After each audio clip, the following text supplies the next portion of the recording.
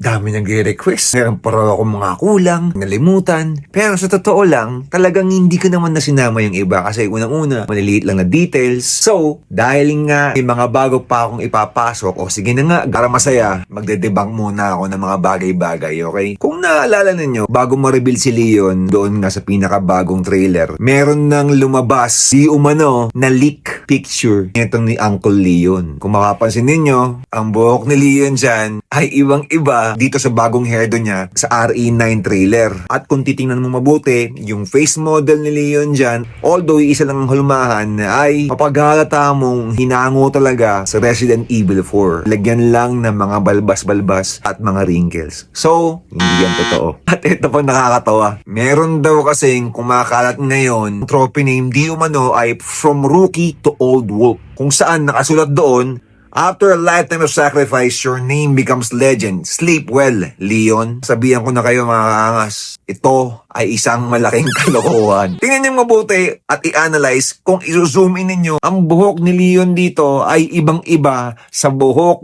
ni Leon sa legit trailer. At kitang-kita naman ninyo na ilagyan na ng sugat-sugat at bigote. At ito talaga ang pinaka-concrete na ebidensya yung nakuha kong trophy sa Resident Evil Village. Kung inyong naaalala, ang Village ay hindi na tinatawag ng Capcom formally as RE8. Talagang Resident Evil Village lang, hindi ba? Yun din ang lumalabas kapag meron kang trophies na na-achieve. Pero tingnan ninyo yung title sa ibabaw ng trophy na sinasabi lang pang RE9. Resident Evil 9 Requiem. Parang redundant, hindi ba? Resident Evil 9 na, may Requiem pa. Doon nagkamali yung lintek na nag-edit nito. Tapos etong kwela. May mga natuklasan yung mga tropang gamers, pati itong kapatid ko, about nga doon sa sinasabi nila na plate number ng Porsche na dinadrive ni Leon. Ito nga yung ND9642. Kung iisa-isayin ninyo kasi yung number, Resident Evil 9, 6, 4 at 2,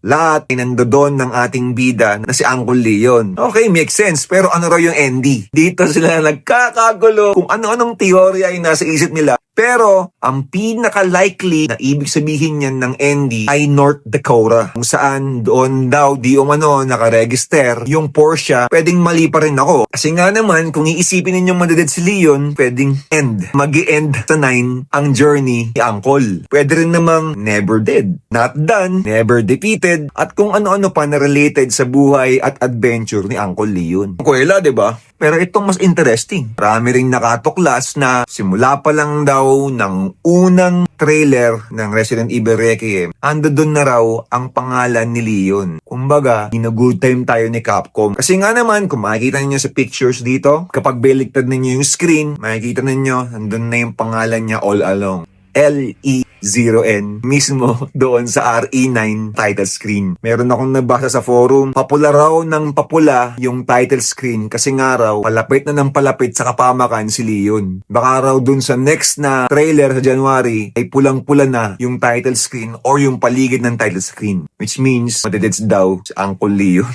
No one still knows for sure. Sa bagay kasi, meron lang naman tayong dalawang natitirang buwan para maresolba at malaman talaga natin ang kakainatnan neto ni Uncle Leon. According mismo sa Capcom, 50-50 ang adventures ni Grace at ni Leon. Ibig sabihin nito, 50% survival game, 50% action game. Evenly distributed daw para daw hindi magsawa at maboryong ang mga gamers, new timer or old timer ka man. At meron din akong iniisip about LPs eh. Hindi kaya itong virus na to ay the same virus na nakita natin sa mga soldiers ng BSAA sa huling chapter ng Resident Evil Village? Pansinin nyo, meron ding mga itim-itim na parang black gooey substance. It's still too early para mag-jump tayo sa conclusion. Pero syempre, dahil ilang beses ko nalaro natapos ang Resident Evil Village, obserbahan ko lang. Ito pa, according dito sa ating number 1 leaker na si Aesthetic Gamer aka Dust Golem, ang LPs daw ay related kung bakit daw na-deads si Alisa. At ito palang si Uncle Leon di umano ay mayroong malaking sikreto na related nga sa existence ng Elpis. At habang nilalaro natin daw yung Resident Evil Requiem,